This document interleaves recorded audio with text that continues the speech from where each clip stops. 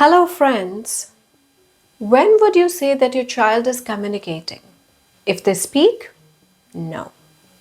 A continuous back and forth flow of information in the form of gestures, pointing, words, sentences, expressions, everything constitutes a form of communication. If your child has learned to follow instructions or answer questions, that is called obeying, not communicating. In order to learn communication, two main aspects need to be worked on.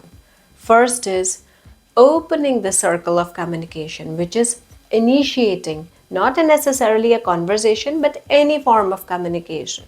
And second, closing the circle of communication when you initiate and they respond. Another challenge that some children may face is continuing this circle of communication. And that is what we will discuss today. The first method of starting such a circle of communication is by learning to wait.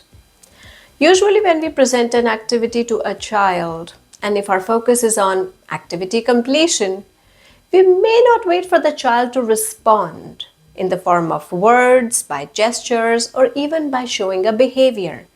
And that is where the child learns obeying. We have to wait for the child to respond because we have opened the circle of communication by showing them the activity.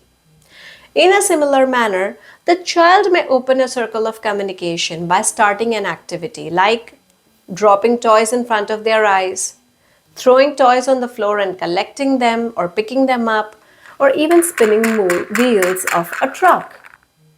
How do you continue the circle of communication? By picking up another such truck and doing the same thing. Then you add a playful obstruction in between by maybe moving the car down an incline for them to see how it races fast. Or maybe you try collecting all the toys that the child has thrown on the floor in a basket. This way, the child continues the circle of communication by either collecting the toys with you or taking them out of the basket again and throwing. Second step, start-stop type of conversations. If you ask too many questions to the child, they might not even process it fast enough to respond to you. Where is the car? Can you see it? Is it red in color? Do you see where I've hidden it? The child may feel overwhelmed by so many questions and may get distracted. Instead, if we occasionally comment on how the child is performing, or if the child completed a step, maybe we ask the child to just move the truck to the other end. Rather than giving them the second instruction, we add a comment, well done, let me bring the truck back to you. Third way, are you tired of seeing a wandering child and wonder why does the child really wander around? Like moving purposelessly. Either the activity is too challenging for them, or sometimes it's just too easy, or the child simply got distracted because of the sensory needs. So rather than jumping from one activity to another after the child, try to make the same activity interesting. Your child hates to move the car or the truck on a track. Move it down the incline or make two cars crash together. Or another way, if your child does not like to throw balls generally towards you, hold the ball inside a cloth and turn it into a punching toy. Fourth thing is avoiding repetitions. If you always try to copy the child or try to copy what they are saying, the circle of communication will not continue and you're not exactly responding to the child every time. So in order to continue that circle of communication, you either respond to them, add an occasional comment, add playful obstructions like I mentioned before, and you can also click the card to learn how playful obstructions need to be added so that the child finds a new way to respond every time and the circle continues. And fifth step, avoid talking too much.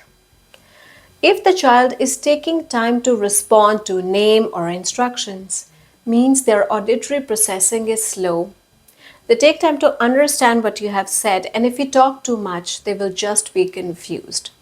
Instead, try to use non-verbal communication means like gestures or facial expressions or expressing your emotions to show how you feel about their activity. I always emphasize play as a form of expression.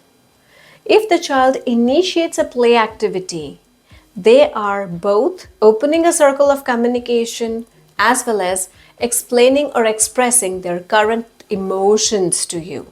Let them open their circle. For example, if the child comes and somehow indicates you towards what they want, you try to hand them over something else so that the circle continues.